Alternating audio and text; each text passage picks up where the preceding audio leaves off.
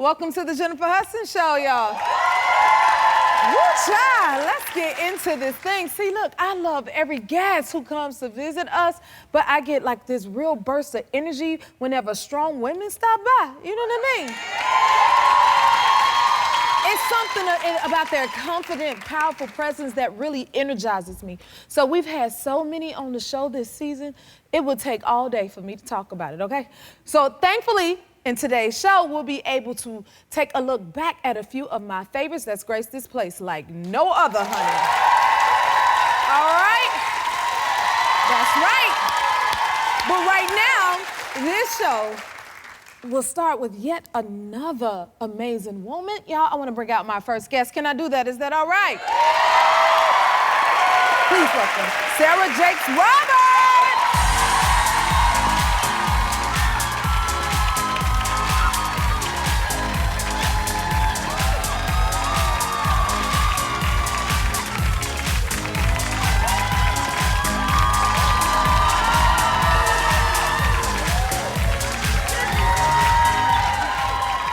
Happy to have you here. I am so happy to be here. It feels amazing here. I'm so proud of you. Thank you. Thank you. Oh, my goodness. I'm too excited about this.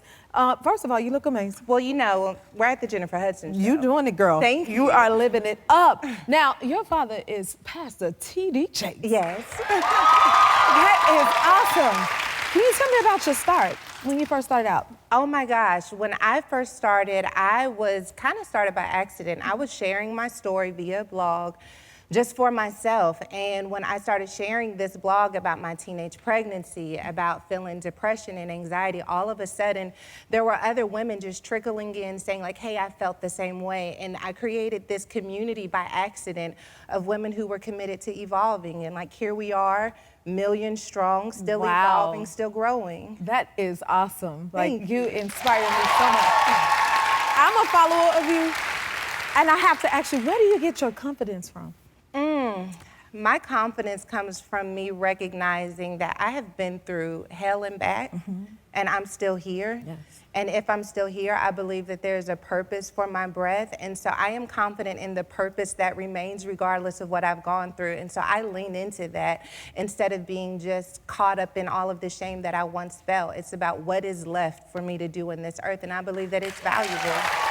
Wow. Wow. Okay, you said earlier you had a baby when you were 14 years old. Would you say that's a part of your journey and a part of your testimony today? For sure it is. I did not know that. When I first got pregnant, I thought the worst thing that could happen is like, I'm gonna get grounded, I'm gonna be in trouble. That's how young I was, that I wasn't even thinking about the implications of what it means to be a parent at 14. And it probably took me 10 years of shame, depression, anxiety before I got to this place where I said, you know what? I have got to come to a place where I am not letting one choice define me for the rest of my life. What other choices do you want to make with the rest of your life? And I believe that that is where the start of me becoming the best version of myself began. Woo! When you speak, it's so powerful and impactful. I watch her every Sunday, y'all. This woman is an amazing speaker and a woman of God. So you really inspire me. Now, you and your husband been married for 10 years? Yes, we're coming up on 10 years in November. I'm so excited. Congratulations. Thank you. What was y'all, do you remember your first date? I do. Okay, so Jennifer, you have to realize, so, you know, I had this pregnancy. I went through toxic relationship after toxic relationship. So every relationship I ever had was like a situationship that turned into a relationship, maybe, you know, maybe became a relationship. And then I met my husband. We met through a colleague, and it was just business at first. And then we went out to dinner, and he didn't even know if it was for sure going to be a date. He was like, are you going to bring anyone with you? And I was like, no, I'm coming by myself. So he's like, okay, this is a date. He picks me up right down the street from here. We went to the Capitol Grill in Beverly Hills, and this was the first time that I had, like, he's opening the door, he's you know, bringing flowers, and he's speaking so nice to me, and like, this was like a real date. It was so restorative, thinking that, like, because I had this baby at an early age, because I'd made all of these choices, that I would never have like this fairy tale love. And here came this fairy tale love walking up to me saying, I am going to love you beyond all of the things that you have ever dreamed of. And 10 years later, he's still doing that. Look at that. Yeah. Ooh. Is that how you knew he was the one? Like, You know how I knew he was the one? It's because he addressed insecurities that I didn't even bring to him. I was at a place where I was comfortable loving myself and loving my children. I'm a single mother, this is my story, whatever. But he loved insecurities that he didn't even know existed. And I knew that that's how it wasn't just a romance, that this was someone on assignment from God to finish my restoration. I think that that's when relationships are the best, is when that person is on assignment from God to continue to help you grow into everything God's always known you could be. It's not about taking, it's about really coming to serve someone. And that's one of the first things he asked me on our first date, how can I serve you? Wow, Pastor Teray. Yeah. That's that, oh my goodness. And together you guys have 6 kids. What's your favorite thing about being a mom? My favorite, okay, so my kids are 27 to 8 years old. So we're like going through all the struggles at one time. But my favorite thing is for the older kids, they've like moved out, they're paying bills, and now they're like just so grateful that like for their lives and seeing them figure out what adulthood means. And for my 14-year-old and 8-year-old, I think it's seeing them relive stages of my life that were traumatic, but seeing them relive it in joy. So it helps me to see that like we're already breaking generational curses because they have more joy than I had in some of those stages. I have to ask this. Do you think any of them will follow in both of you guys' footsteps? I think that they will follow in our footsteps in that they will live a life of purpose. Now, what that looks like, I don't know. But I do believe that they're going to be light carriers in this world, like you are. Oh, thank you. I'm grateful you see a light in me, young lady. Okay, let's talk about your new book, all about regaining confidence. Can you speak on that first? So my new book is called Power Moves, Ignite Your Confidence and Become a Force. And it's all about reclaiming our power and then releasing it. So I talked about that teenage pregnancy. I spent 10 years, the power of fear, the power of shame, literally keeping me stuck from dreaming, from thinking, from believing.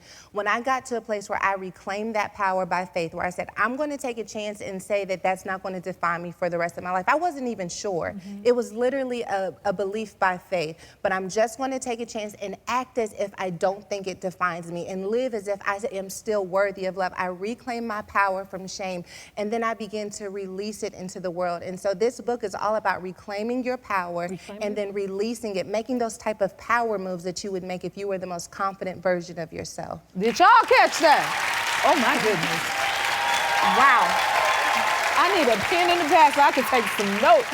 Okay, can you give us 3 tips on how we can do that? Absolutely. So the first one is reclaiming your power, like I just said. So this is when we begin to really recognize that that fear, that anxiety, that thing that we have normalized just as a part of our identity is actually on assignment to keep us from breaking generational curses, from speaking up, from being the type of people who literally are movers and shakers in the earth. So we're going to reclaim our power, and then we're going to introduce our power, because this is what happens with a lot of people. They do a lot of inner work, but they're so afraid that people will not accept a transformed version of themselves that they never introduce the world to their new power. I'm going to give you tips and tools on how to introduce that power. Just because you change doesn't mean you got to burn every bridge you ever walked across.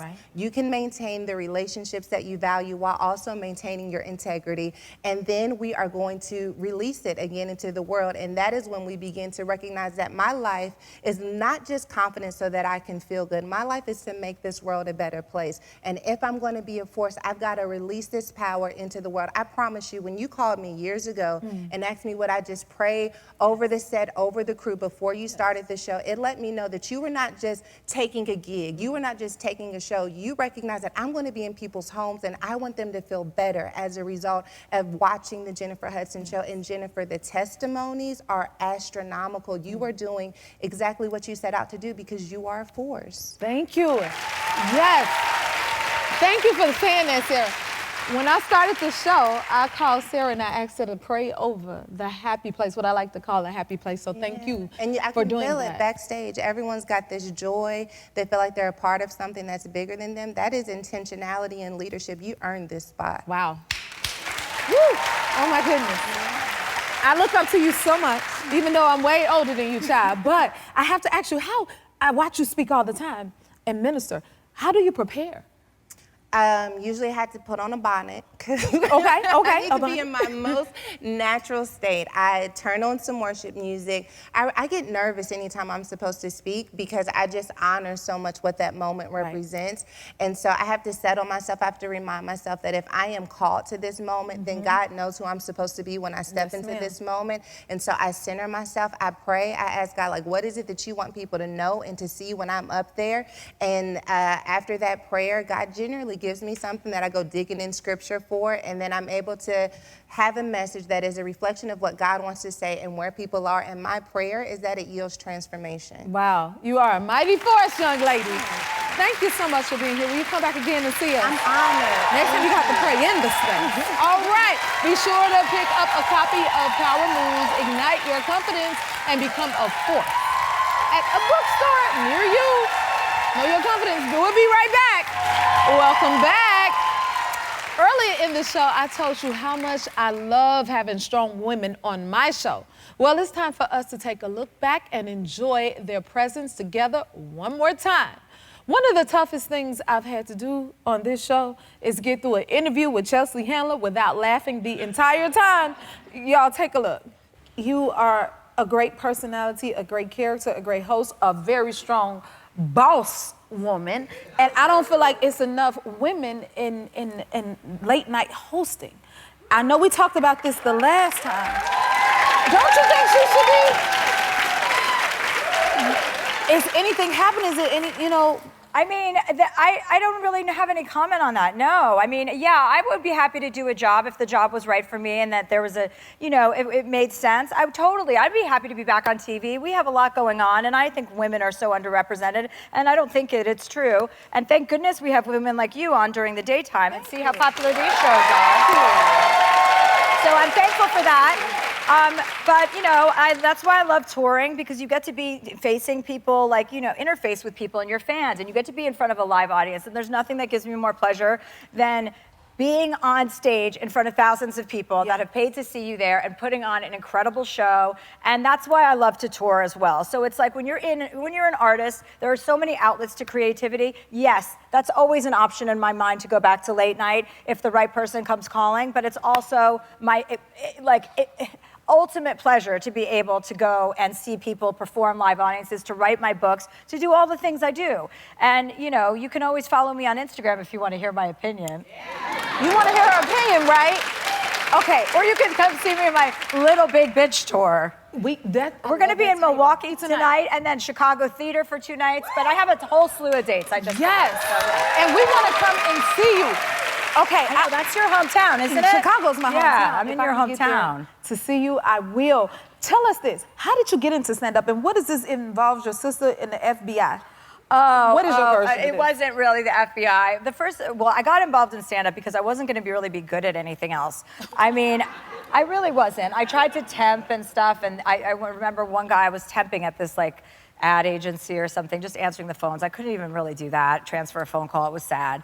And one of the guys called the front desk and was like, "Get that blonde bimbo out of the office. She is dropping every phone call." And I was like, "Yes, sir." And I just got my stuff and was like, "See you later." But I wasn't good at anything else. And I'm only good at, you know, what I do, because when you have a passion, you know, when there's nothing else you can do. Right. So I got into stand-up accidentally because I did a DUI class. I got a DUI when I was 21. That's not funny, you guys. You didn't learn that yet, okay? I went to DUI school, and on the last day of DUI school, throughout the class, they made everyone get up and tell their DUI stories. And I was like, you know, mine was ridiculous. I called the cop racist. We were both white. Like, I had to spend like 48 hours in Sybil Brand, which is the LA women's downtown prison, like women's prison. I spent 48 hours in Sybil Brand prison. It was a hot mess situation. And at the end of that class, though, I was avoiding telling my story because each class someone told theirs, and at the very end I couldn't kind of avoid it anymore because I had never publicly spoken. It's so crazy to think about at that time in my life. And when I got on stage, I could not get off the stage. Like, and everyone was laughing, and they were like, "This is the greatest story ever." Even the guy who was running the class is like, "This is the funniest DUI story I've ever heard." And he's like, "But by the way, this isn't stand-up. Get off the stage." And all these people in the class came up to me and said, you should be a stand-up comedian. And so one of the worst decisions in my life, which was drinking and driving, led to one of the most incredible discoveries of my life. What could be meant for your bad could be used for your good, and you're a great example of that. So there you go. Chelsea Handler, everybody. We'll be right back. Welcome back. Okay, before she won this year's Oscar for Best Supporting Actress, Da'Vine Joy Randolph came by the show, and when I tell you she stole my entire heart, she stole my entire heart. Y'all, take a look. Well, first of all, thank you for being here. Thank you for having me. I am so happy to meet you. I am so excited for you and happy for you. Congratulations on the success of Holdovers and all your good buzz that you got going on. Thank you. Tell everyone about the movie. Yeah, so it's called The Holdovers, and that basically means like, you know, a Christmas break, the holdover. And it's about, it takes place in 1969 and 1970, technically, because it's over the Christmas break.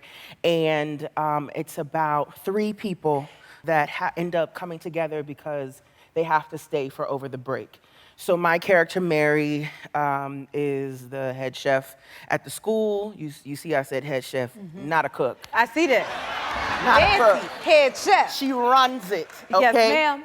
So she's a head chef, she has to cook for them. And so it's 3 people that are going through different stages of pain and grief in their own way. And in a very beautiful and unexpected way, they're forced to be together. And they actually end up healing and working things out. It's really beautiful. My type of film all day long. Yeah. Where are you from? I'm from Philadelphia. You're from Philadelphia.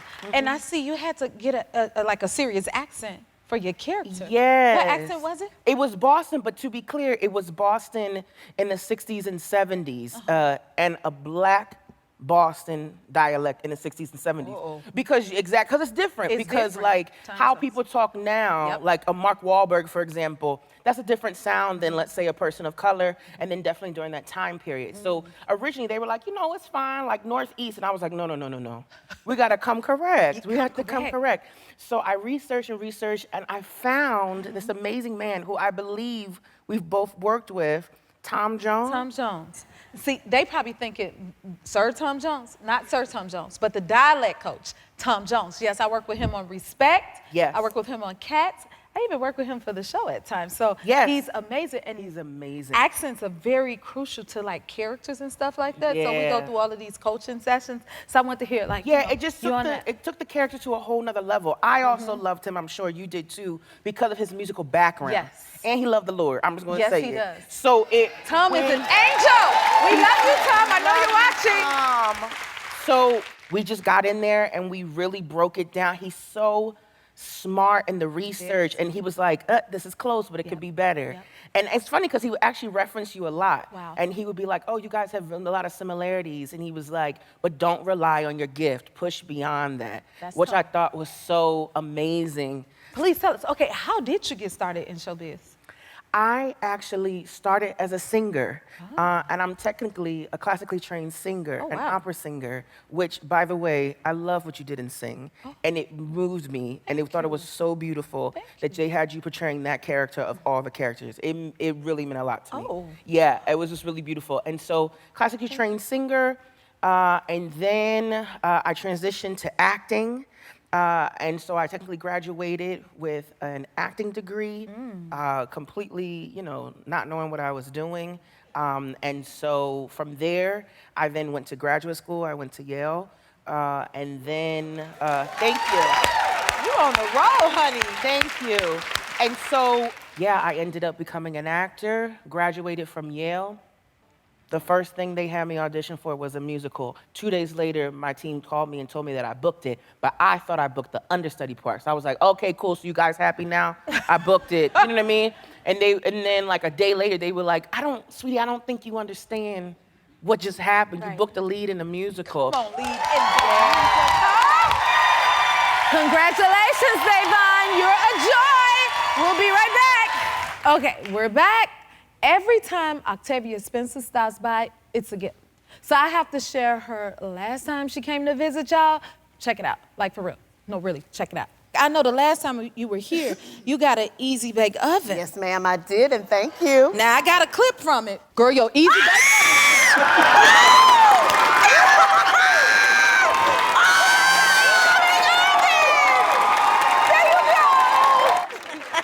So I'm wondering if you could cook me a mighty meal with that easy bake oven. Well, I the way can. Mama Lynn was talking about. That's the one oven I probably can use well. Okay. So you've cooked some on it. I have not, because I am saving it as a moment with my nieces and nephews. Oh. And my great nieces, because I'm in the great age now. Oh, okay. And the thing that I found interesting is when I was little, they only had cake mix.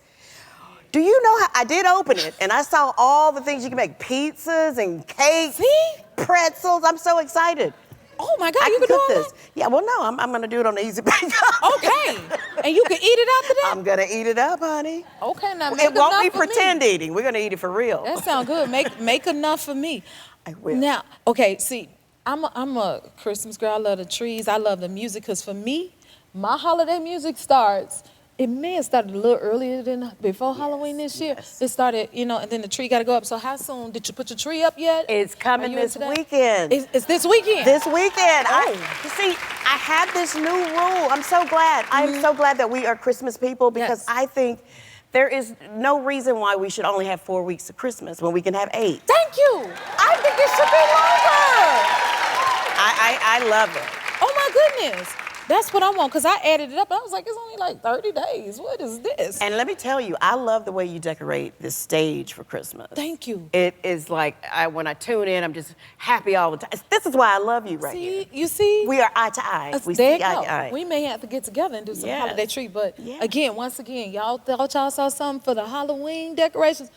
Wait till you see what they do for Christmas, okay? That's all I'm Beautiful gonna say. here. Okay. Beautiful.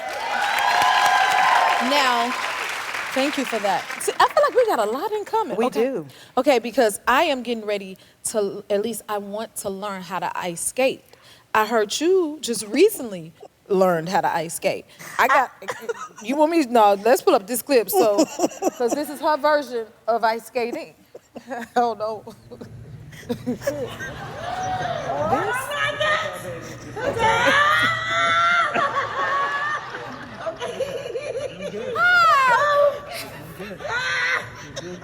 I gotta sit down again.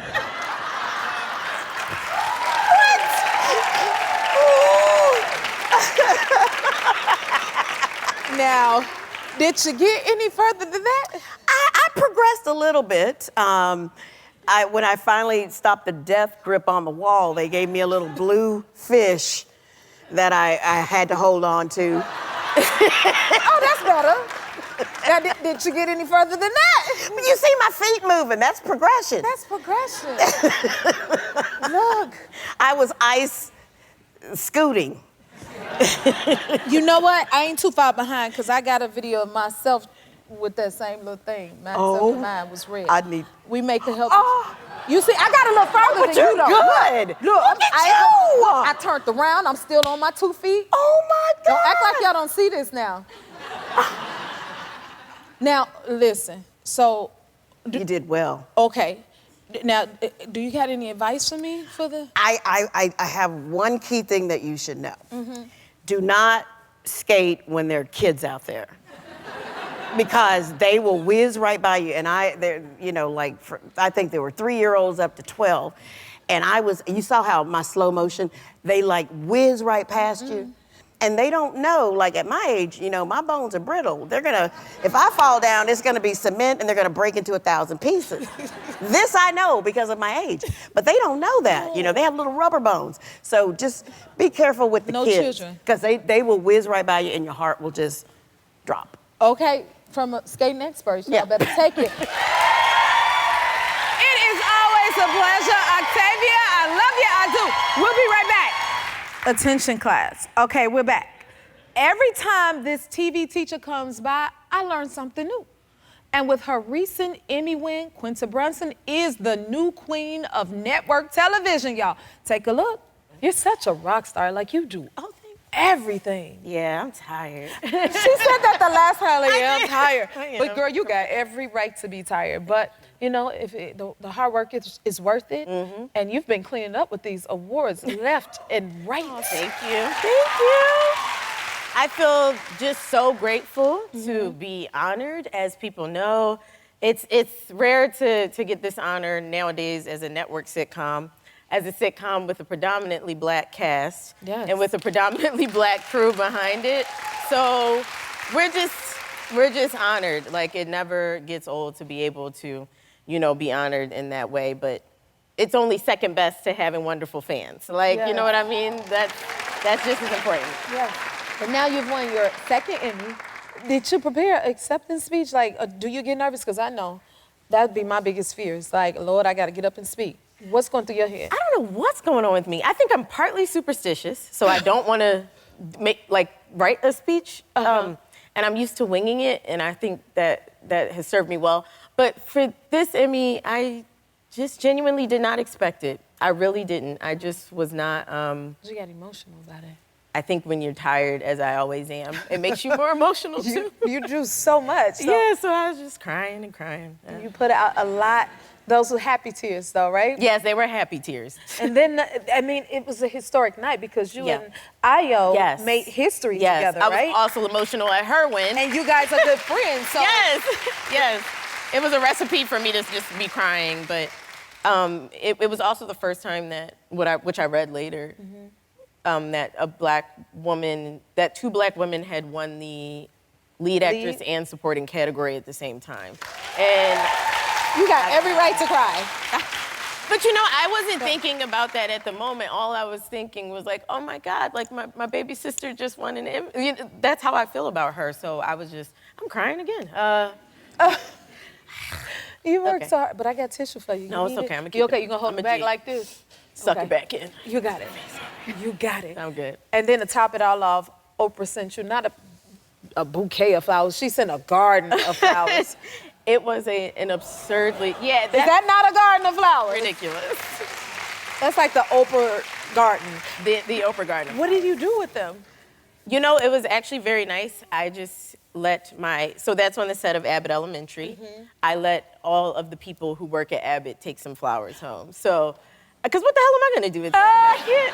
That was nice. Well, yeah, to me it was the only option, or else it was gonna sit there and die. But the good thing is, as you can see, there's so many flowers that everybody who worked on Abbott got to take a bouquet home. Like, not even just one flower, they took a bouquet. And they all deserve them. They got a great leader.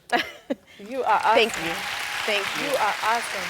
Thank you. And then Daniel Radcliffe, he made a comment on you on the carpet. Let's see what he has to say. Who's your leading lady in a rom-com? Who do you want? Oh, I don't know. Quinta Brunson. We should do something together. And we're a perfect height match. So it really, there's a future in this. What do you think about that? First of all, I love Daniel. I've worked on 2 projects with him, a show called Miracle Workers and another, a movie called the Weird Al Yankovic movie, where I played Oprah. That is everything. So we work very well together. And I think Daniel's like me, where it's like you find somebody that you do good work with and you have a great relationship and who runs a great set and has a great environment. You want to keep working with them. And I feel like Daniel and I feel that way about each other. He actually texted me the next day and was like, I'm so sorry, I talked about our height. And I was like, why? It's true. So you guys are really the same height? We're not the same height. That's absurd. He's taller than me. Okay. But if you put us on camera together, I'll say it this way. He'd be 6'6", and I'd be 6 foot. I'm not going to talk about our real height. Okay, I get it, I follow. So we'll take it. I wanted to make us tall in that scenario. I like that. Yeah. Thank you, Ms. Brunson. We'll be right back. Hey, Jennifer. I want to give a quick shout out to my daughter, Malia. After a couple of setbacks on her journey to become a dental hygienist, she was inspired by nurses caring for her fiance, who suffers from epilepsy, to become a nurse herself. The change in careers had its roadblocks. And after a few rejection letters and lots of tears, she was finally accepted to a school that she didn't even think she had a chance to get into. And it kept her close to home. I'm so proud of Malia because not only is she a busy mom of 3 boys, she's a full-time student and employee. Malia divides her time between school, her job at an oral surgeon's, and all her boys' activities. Her journey has been long and tiring, but she never gave up. I'm excited to announce this June, Malia will be graduating from nursing school. She'll be the first graduate from college and is a true inspiration to our entire family. Malia, we love you and we're so proud of you and all of your hard work. Keep it up. We love you, Malia. Congratulations, Mom. We love you.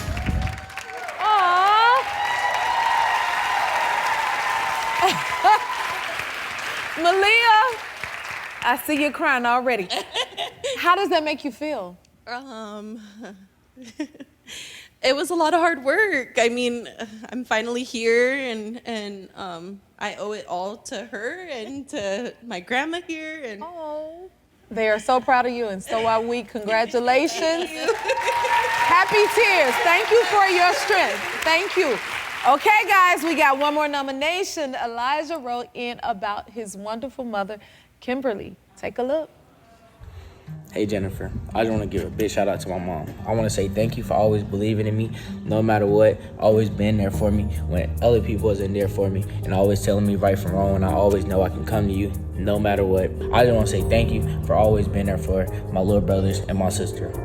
Because of your faith and always believing in us, now my sister is a RN, a successful RN, and my little brothers are now playing sports. I know times get hard. I know sometimes that you feel like you don't know how you're gonna make it happen this time. But I just want you to always know that we got your back no matter what. And no matter what, I got your back, my little brothers got your back, and my sister got your back. Today is about you. I just want you to keep striving, believing in us, and we keep doing what we're doing because it's only up from here. I know you might not be Superwoman in the movies, but in my heart, you my Superwoman. I love you, Mom. Peace. I just want to say thank you for each and everything you've done in my life and continue to do in my life. I'm so thankful to have a mother like you. I am truly blessed. We all are. You've encouraged us, you've supported us through each and every milestone and achievement in our life. I wouldn't be the one that I am today without your encouraging words, your prayers, your guidance, your resilience, and your perseverance. We love you, Mama. Wow. That got me too. Oh my goodness. Kimberly, I'm feeling emotional with you, so I can only imagine. Did that touch your heart? Oh my God, yes.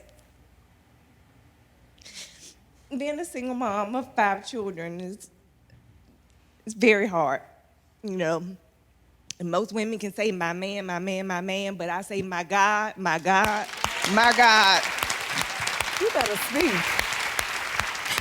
Because it is only His grace. When I say I'm truly a single mom, I'm truly a single mom. And it's nothing but His grace. Wow. You know what? He blessed you with some beautiful children that you've raised. And your family is everything. They seem like a blessing. It was so beautiful, I must say. Good job, Elijah. Thank you. And to your sister. Now, I know you're missing a few others, too. So come on out, y'all. See about your mom.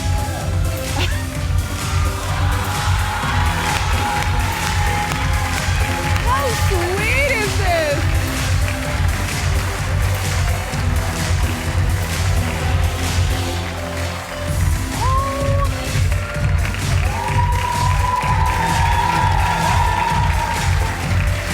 Hey, y'all.